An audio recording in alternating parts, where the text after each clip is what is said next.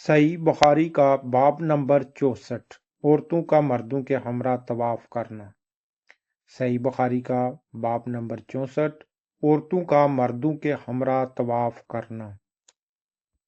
صحیح بخاری کی حدیث نمبر 1618 ابن جریجہ سے روایت ہے کہ حضرت عطا نے کہا، جب ابن حشام جب وہ ہشام بن عبد الملک کی طرف سے مکہ کا حاکم تھا نے عورتوں کو مردوں کے ساتھ طواف کرنے سے منع کر دیا۔ عورتوں کو مردوں کے ساتھ طواف کرنے سے منع کر دیا تو اس سے انہوں نے کہا کہ تم کس دلیل پر عورتوں کو اس سے منع کر رہے ہو، جبکہ رسول اللہ صلی اللہ علیہ وآلہ وسلم کی پاک بیویوں نے مردوں کے ساتھ طواف کیا تھا۔ جبکہ رسول اللہ صلی اللہ علیہ وآلہ وسلم کی پاک بیویوں نے مردوں کے ساتھ طواف کیا تھا۔ ابن جریجہ نے پوچھا، یہ پردہ کی آیت نازل ہونے کے بعد کا واقعہ ہے یا اس سے پہلے کا؟ ابن جریجہ نے پوچھا، یہ پردے کی آیت نازل ہونے کے بعد کا واقعہ ہے یا اس سے پہلے کا؟ انہوں نے کہا، میری عمر کی قسم، میں نے انہیں پردے کی آیت نازل ہونے کے بعد دیکھا ہے۔ اس پر ابن جریجہ نے پوچھا کہ پھر مرد عورت مل جل جاتے تھے؟ اس پر ابن جریجہ نے پوچھا کہ پھر مرد عورت مل جل جاتے تھے؟ انہوں نے فرمایا کہ اختلاط نہیں ہوتا تھا۔ عائشہ رضی اللہ عنہا مردوں سے الگ رہ کر ایک الگ کونے میں طواف کرتی تھی۔ عائشہ رضی اللہ عنہا مردوں سے الگ رہ کر ایک الگ کونے میں طواف کرتی تھی، ان کے ساتھ مل کر نہیں کرتی تھی۔ ایک عورت وقرہ نامی نے ان سے کہا، ام المؤمنین چلیں اجر اسود کو بوسہ دیں، تو آپ نے انکار کر دیا اور کہا، تو جا چوم، میں نہیں چومتی۔ اور ازواج مطہرات رات میں پردہ کر کے نکلتی تھی، پہچانی نہ جائیں، اور مردوں کے ساتھ طواف کرتی تھی۔ البتہ عورتیں جب کعبے کے اندر جانا چاہتی تو اندر جانے سے پہلے باہر کھڑی ہو جاتی، اور مرد باہر آ جاتے تو وہ اندر جاتی۔ میں اور عبیدہ بن عمر عائشہ رضی اللہ عنہا کی خدمت میں اس وقت حاضر ہوئے جب آپ سبیر پہاڑ پر ٹھہری ہوئی تھی جو مزدلفہ میں ہے۔ ابن جریجہ نے کہا کہ میں نے عطا سے پوچھا کہ اس وقت پردہ کس چیز سے تھا؟ عطا نے بتایا کہ ایک ترک قبا میں ٹھہری ہوئی تھی، اس پر پردہ پڑا ہوا تھا، اور ان کے درمیان اس کے سوائے اور کوئی چیز حائل نہ تھی۔ اس وقت میں نے دیکھا کہ ان کے بدن پر ایک گلابی رنگ کا کرتا تھا۔ صحیح بخاری کی حدیث نمبر 1619 ام المومنین حضرت ام سلمہ رضی اللہ عنہا سے روایت ہے، انہوں نے فرمایا، میں نے رسول اللہ صلی اللہ علیہ وآلہ وسلم سے اپنی بیمار ہونے کی شکایت کی۔ میں نے رسول اللہ صلی اللہ علیہ وآلہ وسلم سے اپنے بیمار ہونے کی شکایت کی کہ میں پیادل طواف نہیں کر سکتی، تو آپ نے فرمایا کہ سواری پر چڑھ کر اور لوگوں سے علیحدہ رہ کر طواف کر لیں۔ چنانچہ میں نے عام لوگوں سے الگ رہ کر طواف کیا۔ اس وقت رسول اللہ صلی اللہ علیہ وآلہ وسلم کعبہ کے پہلو میں نماز پڑھ رہے تھے، اور آپ سورت وَالطور قرات کر رہے تھے۔ صحیح بخاری کا باب نمبر 65 دوران طواف میں گفتگو کرنا۔ صحیح بخاری کی حدیث نمبر 1620 حضرت ابن عباس رضی اللہ عنہ سے روایت ہے کہ نبی کریم صلی اللہ علیہ وآلہ وسلم کعبہ کا طواف کر رہے تھے۔ اس دوران میں آپ کا گزر ایک ایسے شخص کے پاس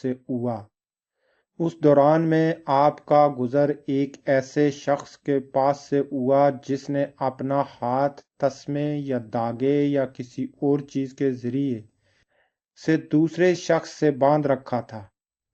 نبی کریم صلی اللہ علیہ وآلہ وسلم نے اسے اپنے ہاتھ سے کاٹ دیا، پھر فرمایا ہاتھ پکڑ کر چلو۔ صحیح بخاری کی حدیث نمبر 1621 حضرت ابن عباس رضی اللہ عنہ سے روایت ہے کہ نبی کریم صلی اللہ علیہ وآلہ وسلم نے ایک شخص کو کعبے کا طواف کرتے ہوئے دیکھا کہ نبی کریم صلی اللہ علیہ وآلہ وسلم نے ایک شخص کو کعبے کا طواف کرتے ہوئے دیکھا کہ وہ رسی یا کسی اور چیز سے باندھا ہوا تھا۔ آپ نے اسے کاٹ دیا۔ صحیح بخاری باب نمبر 67 کوئی برہنہ آدمی بیت اللہ کا طواف نہ کرے اور نہ کوئی مشرک حج کو آئے۔ کوئی برہنہ آدمی بیت اللہ کا طواف نہ کرے اور نہ کوئی مشرک حج کو آئے۔ صحیح بخاری کی حدیث نمبر 1622 حضرت ابو ہریرہ رضی اللہ عنہ سے روایت ہے کہ حجۃ الوداع سے قبل رسول اللہ صلی اللہ علیہ وآلہ وسلم نے حضرت ابو بکر رضی اللہ عنہ کو 1 سال امیر حج بنایا۔ حضرت ابو بکر رضی اللہ عنہ کو 1 سال امیر حج بنایا۔ انہوں نے مجھے 10ویں ذوالحج کو چاند آدمیوں کے ہمراہ لوگوں میں یہ منادی کرنے کے لیے بھیجا۔ انہوں نے مجھے 10ویں ذوالحج کو چند آدمیوں کے ہمراہ لوگوں میں یہ منادی کرنے کے لیے بھیجا کہ اس سال کے بعد نہ کوئی مشرک حج کرے اور نہ کوئی برہنہ شخص کعبے کا طواف کرے۔ صحیح بخاری کا باب نمبر 68 اگر دوران طواف کسی وجہ سے رک جائے، حضرت عطا بن ابی رباح نے کہا جو شخص بیت اللہ کا طواف کر رہا ہو اس دوران میں نماز کی تکبیر ہو جائے یا کسی اور وجہ سے طواف چھوڑنا پڑے تو سلام پھیرنے کے بعد اسی جگہ لوٹ جائے جہاں اس کا طواف منقطع ہوا تھا۔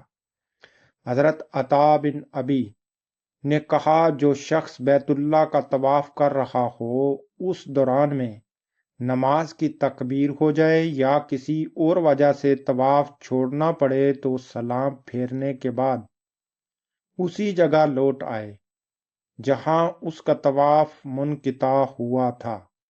حضرت ابن عمر اور عبد الرحمن بن ابی بکر رضی اللہ عنہ سے بھی اسی طرح منقول ہے۔ حضرت نفع نے کہا کہ حضرت عبداللہ بن عمر رضی اللہ عنہ طواف کے ہر 7 چکروں کے بعد 2 رکعت نماز پڑھتے تھے۔ اسماعیل بن امیہ نے کہا میں نے امام زہری سے عرض کیا کہ عطا بن ابی فرماتے ہیں طواف کی 2 رکعتوں سے فرض نماز کفایت کر جاتی ہے۔ طواف کی 2 رکعتوں سے فرض نماز کفایت کر جاتی ہے۔ انہوں نے جواب دیا سنت پر عمل کرنا افضل ہے، کیونکہ نبی کریم صلی اللہ علیہ وآلہ وسلم جب بھی طواف کے 7 چکر لگاتے تو اس کے بعد 2 رکعتیں پڑھتے تھے۔ صحیح بخاری کی حدیث نمبر 1625 حضرت عبداللہ بن عباس رضی اللہ عنہ سے روایت ہے، انہوں نے فرمایا کہ نبی کریم صلی اللہ علیہ وآلہ وسلم مکہ مکرمہ تشریف لائے۔ نبی کریم صلی اللہ علیہ وآلہ وسلم مکہ مکرمہ میں تشریف لائے تو کعبے کا طواف کیا اور صفا و مروہ کے درمیان سعی کی۔ پھر عرفہ سے واپسی کے وقت تک آپ کعبے کے قریب نہیں گئے۔ امام بخاری رحمت اللہ کا مطلب یہ ہے کہ اگر کوئی طواف قدوم کے بعد اپنی مصروفیات کے پیش نظر وقوف عرفات سے پہلے بیت اللہ حاضری نہیں دیتا، اگر کوئی طواف قدوم کے بعد اپنی مصروفیات کے پیش نظر وقوف عرفات سے پہلے بیت اللہ حاضری نہیں دیتا اور نہ ہی نفل طواف کرتا ہے تو اس پر کوئی قدغن نہیں ہے۔ اس کے بعد یہ معنی نہیں ہے کہ نفل طواف کرنے پر پابندی ہے۔ اس کے بعد اس کے یہ معنی نہیں ہے کہ نفل طواف کرنے پر پابندی ہے۔ صحیح بخاری کی حدیث نمبر 1627 حضرت ابن عمر رضی اللہ عنہ سے روایت ہے، انہوں نے فرمایا کہ نبی کریم صلی اللہ علیہ وآلہ وسلم مکہ مکرمہ تشریف لائے تو آپ نے بیت اللہ کے گرد 7 چکر لگائے اور مقام ابراہیم کے پیچھے 2 رکعت ادا کی۔ نبی کریم صلی اللہ علیہ وآلہ وسلم مکہ مکرمہ تشریف لائے تو آپ نے بیت اللہ کے گرد 7 چکر لگائے اور مقام ابراہیم کے پیچھے 2 رکعت ادا کی۔ پھر آپ صلی اللہ علیہ وآلہ وسلم صفا کی جانب تشریف لے گئے اور فرمایا، ارشاد باری تعالیٰ ہے تمہارے لیے رسول اللہ صلی اللہ علیہ وآلہ وسلم کی ذات گرامی میں بہترین نمونہ ہے۔ اور فرمایا، ارشاد باری تعالیٰ ہے تمہارے لیے رسول اللہ صلی اللہ علیہ وآلہ وسلم کی ذات گرامی میں بہترین نمونہ ہے۔ صحیح بخاری کی حدیث نمبر 1628 حضرت عائشہ رضی اللہ عنہا سے روایت ہے کہ کچھ لوگوں نے صبح کی نماز کے بعد کعبہ کا طواف کیا، پھر ایک وظف کرنے والے کے پاس بیٹھ گئے، اور جب سورج نکلنے لگا تو وہ لوگ نماز طواف کی 2 رکعت پڑھنے لگے۔ کچھ لوگوں نے صبح کی نماز کے بعد کعبہ کا طواف کیا، پھر ایک وظف کرنے والے کے پاس بیٹھ گئے، اور جب سورج نکلنے لگا تو وہ لوگ نماز طواف کی 2 رکعت پڑھنے کے لیے کھڑے ہو گئے۔ اس پر حضرت عائشہ رضی اللہ عنہا نے ناگواری کے ساتھ فرمایا،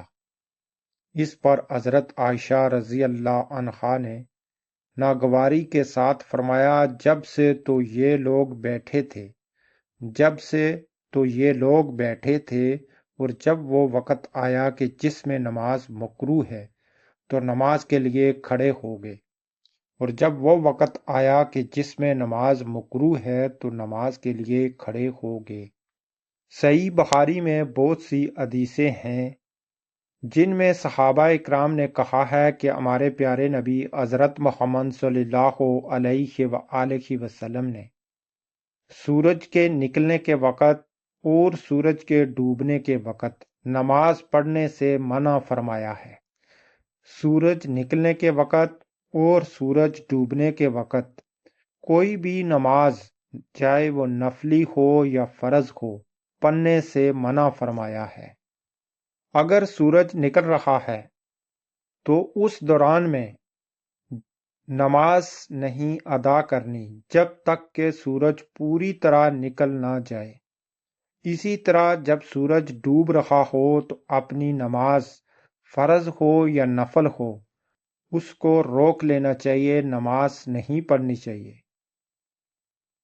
اس وقت تک نہ پڑھیں جب تک سورج پوری طرح سے ڈوب نہ جائے، یعنی کہ سورج نکلنے کے دوران جو اس کا دورانیہ ہے، اور جب ڈوب رہا ہو جب تک اس کا وہ ڈوبنے کا دورانیہ پوری طرح ڈوب نہ جائے، اس وقت تک نماز نہ ادا کریں۔